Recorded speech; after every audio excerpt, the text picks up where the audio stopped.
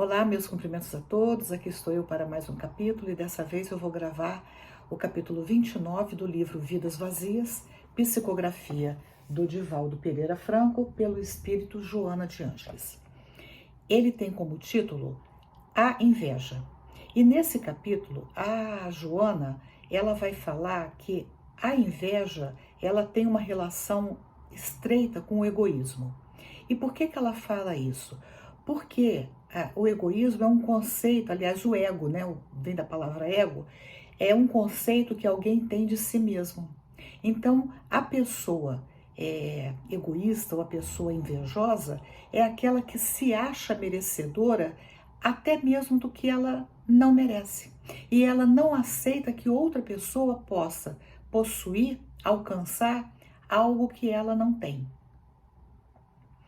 E no dicionário, o conceito de inveja é o desejo irrefreável, quer dizer, a pessoa não se contém de possuir o que é de outra pessoa. Isso é inveja. E a Joana, então, vai falar que a inveja, ela gera tragédias no cotidiano, no relacionamento social. E parece óbvio, né? Porque no momento em que você não aceita que o outro possa ter algo que você não tem, e isso gera uma competitividade desmedida, isso pode realmente gerar situações desastrosas no relacionamento. Ela diz também que a inveja, ela é uma incapacidade de alegrar-se com a conquista e a felicidade alheias. Então, enquanto o outro tem menos que você, de certa forma, é o que a Joana está falando, você é muito solidário, você aceita que o outro tenha menos. Mas no momento em que você percebe que o outro está crescendo, isso inclusive ela vai dizer no texto com relação às amizades, né? Então, quando está tudo bem, quando o seu amigo está no mesmo patamar, mas se ele começa a crescer, começa a despertar em você, quando este sentimento está dentro da gente, né? Porque a não ser que nós já tenhamos alcançado um patamar espiritual que a gente consegue se alegrar com a alegria, com as conquistas, com as vitórias do outro. Mas, quando isso ainda não é uma realidade dentro de nós nos tornamos incapazes de nos alegrar com a alegria do outro. E aí ela vai dizer que nesse caso o invejoso, ele vê sempre o outro como uma ameaça, quer dizer, ele vai tomar o meu lugar, ele vai possuir o que eu não possuo. Então o outro é sempre uma ameaça para o invejoso. Ele enxerga dessa forma. E nesse contexto, para, como diz o ditado, puxar o tapete do outro, ele engendra mentiras, calúnias e etc e tal. Então, a Joana vai continuar com o texto e ela vai dizer o seguinte: que amigos de ontem que se mantinham em fraternidade, ante o destaque de um deles, o outro, ao invés de alegrar-se, regozijar-se, intoxica-se de cólera e transforma-se em inimigo gratuito. Ele não precisa ter feito nada, basta que ele comece a crescer. Aí o invejoso não aceita ficar à sombra do amigo que começa a crescer. E o invejoso, então, começa a dar 1000 desculpas, todas falsas, para dar vazão à sua frustração. Quer dizer, aquilo que ele não conseguiu alcançar, ele se sente frustrado e aí ele começa a contar um monte de mentiras, falsidades, apenas para justificar a sua frustração. A inveja, continua ela, consegue disfarçar-se. O invejoso, ele mente, ele nega que ele tem inveja. No comportamento social e humano, com habilidade, ele é hábil para se disfarçar a sua inveja, manifestando-se com expressões falsas. Ou seja, ele nega, ele diz que não, né, ele inventa histórias, ele não tem inveja. ele tem outra coisa, mas não é inveja. É que o amigo não merecia. Enfim, aí as desculpas podem vir da imaginação do invejoso. E ele diz, ele faz isso, né, com atitudes aparentemente não hostis, mas também pode explodir, como ela diz, em combate intempestivo, né? Então, quando ele não consegue se conter, aquilo vira briga, vira um embate doentio. Ela continua dizendo que o invejoso é, sem dúvida, muito infeliz, porquanto padece emoções perturbadoras. Ele, né? Ele entra num estado de perturbação emocional que o tornam infeliz e o prejudicam. Por quê? Porque ele se rebela, ele não aceita o sucesso do outro.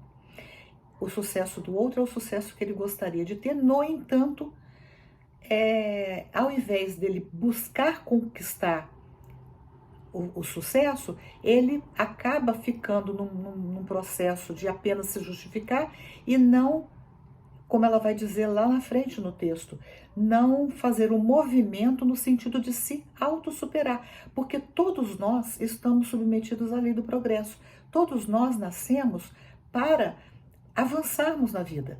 Então, mas às vezes a gente opta por ficar se lastimando, se vitimizando, achando que a vida não nos favoreceu, né? E com isso a gente não parte desse movimento que é típico da vida, de sair do patamar onde a gente se encontra para avançar. Aí ela continua dizendo assim, que o invejoso, olha só, isso aqui é muito importante, ele emite uma onda de energia negativa, porque ele pensa mal, ele começa a criticar o outro. E essas ondas, mesmo que ele não verbalize, mas o pensamento dele é um pensamento doentio, é um pensamento que ele visa o mal do outro, ele não quer ver o outro feliz. E muitas vezes alcança aquele contra qual a sua inveja é dirigida. Então ele tem inveja de alguém, ele emite essas ondas mentais nocivas e que vão alcançar a sua vítima, porém, a Joana faz um parêntese, ela fala assim, desde que a vítima sintonize mentalmente em faixa vibratória equivalente. E aqui serve para qualquer coisa na nossa vida. Tudo que nos alcança, só nos alcança porque a gente abre brechas para que aquela situação nos alcance. Se eu estou blindada, né, pela minha forma de pensar, pela minha forma de me conduzir, as ondas do invejoso não me alcançam. Mas se eu estou na mesma sintonia, ou seja, se eu também sou invejosa, aquilo vai me atingir. Aí a Joana vai dar a solução ou a terapêutica para a questão da inveja. Ela diz assim, a terapia de excelente qualidade para a vitória contra a inveja. Então, a terapia, vou repetir, de excelente qualidade para a vitória contra a inveja, quer dizer, eu identifico, e isso é importante, eu preciso identificar, ser verdadeiro comigo mesmo. O que é esse sentimento que eu estou tendo com relação àquela pessoa? Eu vou dar nome aos bois. Eu estou com inveja. Eu estou ressentido porque eu queria ter o que aquela pessoa tem e eu não tenho. Eu queria ter aquele sucesso e eu não alcancei aquele sucesso. Eu quero para mim o que pertence àquela pessoa. Então ela diz, qual é a terapia? Ela diz o seguinte, é o esforço que se deve oferecer em favor do bem de todos. Então eu vou me esforçar para superar esse sentimento que na verdade eu não contribuo para o bem, eu contribuo para o mal. Eu desejo o mal do outro, mas se eu quero sanar esse sentimento dentro de mim, eu vou o quê? Trabalhar no sentido de de alcançar, de desejar o bem do outro, auxiliando sem vacilação. Quer dizer, eu não vou hoje eu penso, amanhã eu não penso, eu vou procurar ter a mesma conduta sempre, de modo a contribuir para a felicidade geral. Então, quando nós identificamos em nós algum sentimento negativo, eu tenho que pensar que esse sentimento é meu, não é do outro. E aí, eu só tenho poder sobre mim mesmo. Eu vou tentar o quê? Me corrigir. Se eu identifico que eu tenho inveja, eu vou pensar, meu Deus, o que eu estou pensando? Olha o tipo de onda mental que eu estou emitindo para o universo. Eu gostaria que alguém, se eu tivesse numa situação boa, alguém emitisse esse sentimento para mim? Claro que não. Então eu vou tentar me corrigir de modo a pensar no bem. E aí ela vai falar alguma coisa bem importante lá na frente, que ela vai dizer assim,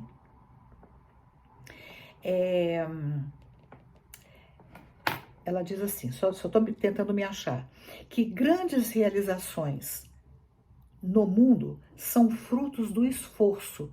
Então, assim, ninguém consegue se melhorar, ninguém consegue realizar alguma coisa. Ela fala de grandes realizações, mas são eu ampliaria isso aqui para qualquer realização. Depende do esforço e do afinco. Ela usa a palavra tenacidade, quer dizer, você insistir, você não desanimar na primeira dificuldade.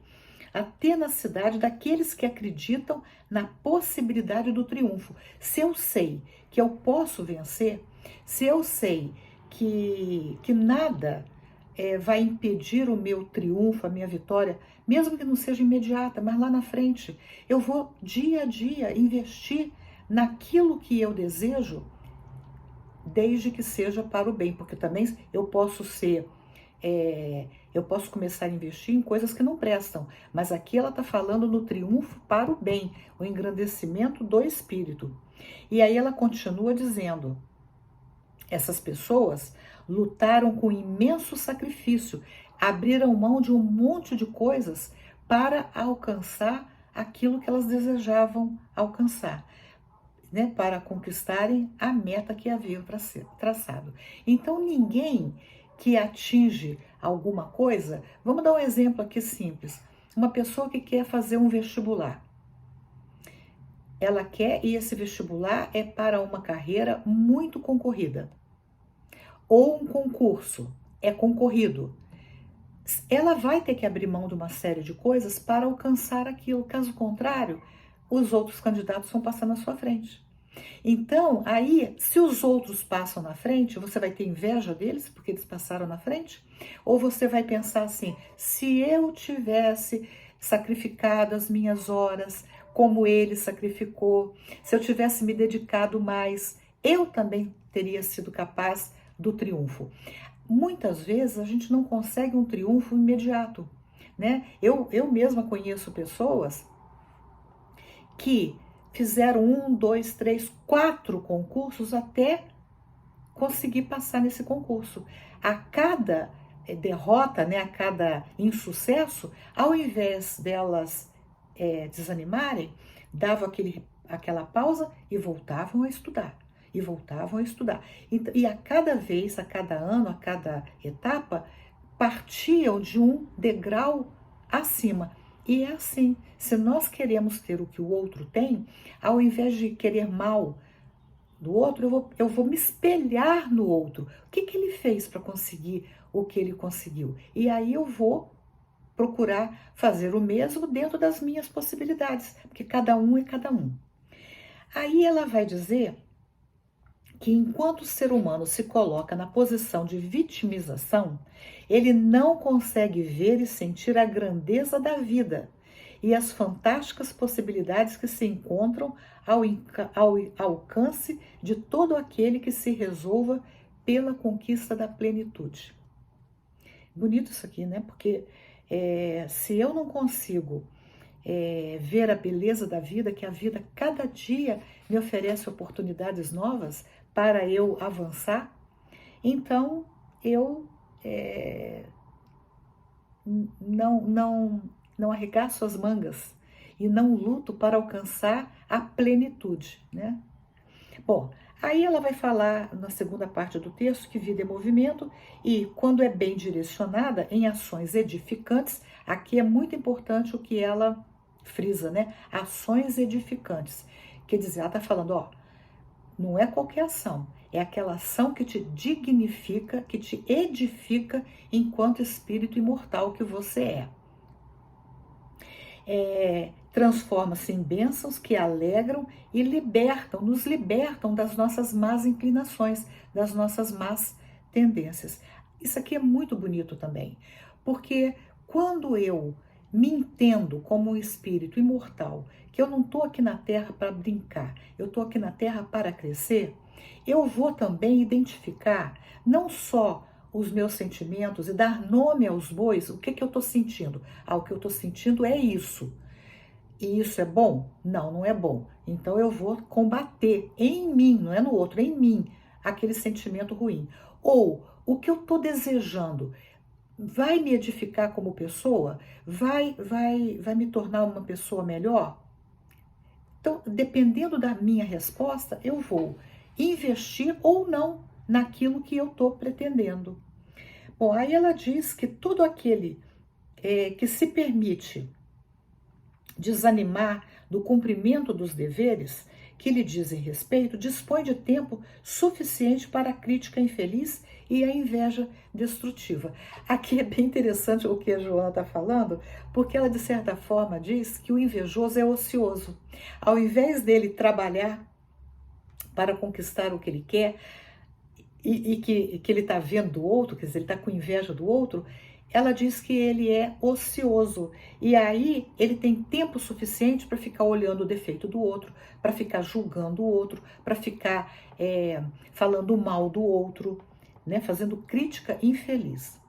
E depois ela fala, ninguém consegue viver sem pensar, e quando não dispõe de uma agenda engrandecedora, porque assim, nós pensamos o tempo todo, a nossa mente não para. Mas se eu não tenho uma agenda, quer dizer, um roteiro, um propósito de engrandecimento pessoal, a gente resvala para o prazer de gerar embaraços para os operosos.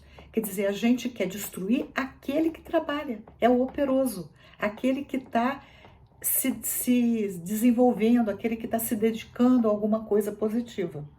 E aí ela diz, e se volta então para a perseguição insensata. Né? O invejoso, ele passa a perseguir aqueles a quem ele inveja. E ela fala que essa perseguição é fruto do seu sentimento inferior.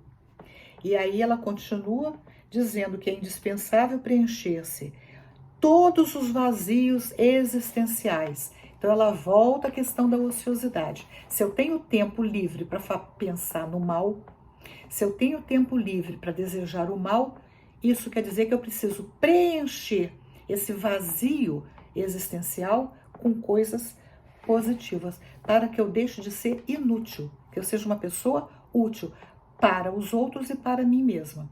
E ela vai dar uma palavra bem forte para o invejoso. Ele é um despeitado. E a inveja, ela cria uma inquietação, quer dizer, ele fica ansioso, né? Ele fica infeliz, insatisfeito, frustrado, porque a inveja é competitiva. E aí ela vai dizer que pessoas que se destacam em qualquer segmento social e humano sempre se tornam detestadas por outras. E a gente pode ver isso, né? Toda pessoa que se destaca, principalmente se ela é uma pessoa com uma vida bem limpa, né? O invejoso, principalmente quando ele é corrupto, quando ele é mentiroso, quando ele tem uma série de situações difíceis, moralmente falando, ele passa a odiar. Essas pessoas são odiadas. Basta que a gente olhe na nossa sociedade as pessoas que quiseram fazer o bem, que procuraram ter uma vida digna, uma vida reta. Essas pessoas geram muita animosidade naqueles que não conseguem, porque não querem, porque não procuram se se melhorar. E ela vai dizer então que muitas batalhas de animosidade têm sua gênese nesse mórbido sentimento de despeito contra os que triunfam, que se transformam nas molas mestras da condução da sociedade. Então os triunfadores, e aqui, bem dizendo, não são os que triunfam sobre a desgraça do outro, mas aqueles que triunfam no sentido positivo, porque o texto todo está falando isso. Essas pessoas é que alavancam a sociedade, ainda que com muito sacrifício. Aí ela vai dizer que a inveja é herança de um processo evolutivo, né? Que necessita ser combatida, que exige atitudes morais firmes e constantes. Quer dizer, nós precisamos estar sempre atentos aos nossos sentimentos e trabalhar permanentemente dentro de nós mesmos esse sentimento negativo. Aí ela vai dizer que nós não devemos nos permitir em hipótese alguma que prospere dentro de nós esse parasita. Ela chama a inveja de parasita, que tanto perturba os outros como aniquila emocionalmente o invejoso. Então, esse parasita, que é a inveja, né, que é destrutivo, ela prejudica o outro e prejudica o próprio invejoso.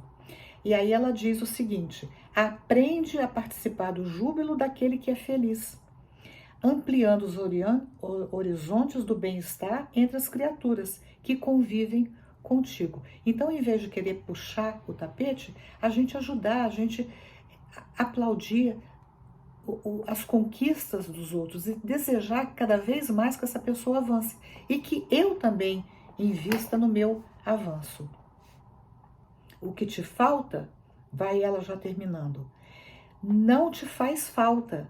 Olha só o jogo de palavras que ela faz. O que te falta não te faz falta. Se não colocares nessa ausência, quer dizer, nessa falta, a ideia de que a sua posse, quer dizer, a posse do que te falta, irá proporcionar-te alegria ou felicidade. E assim ela termina o texto. Gostaram? Se gostaram, dê um joinha, compartilhem e, se desejarem, se inscrevam no canal. Até o próximo vídeo, se Deus quiser.